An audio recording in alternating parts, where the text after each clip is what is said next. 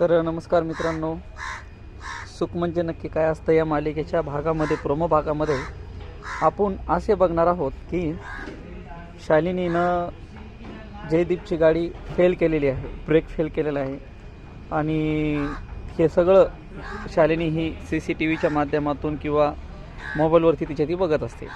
आणि यावेळेस असं होतं की नित्या गौरी हिची गाडी समोरच उभी असते आणि जयदीपच्या गाडीचा ब्रेकच फेल झालेला असतो, त्याच्यामुळं तो खूप मोठ्या स्पीडमध्ये तो तिच्याकडं जात असतो.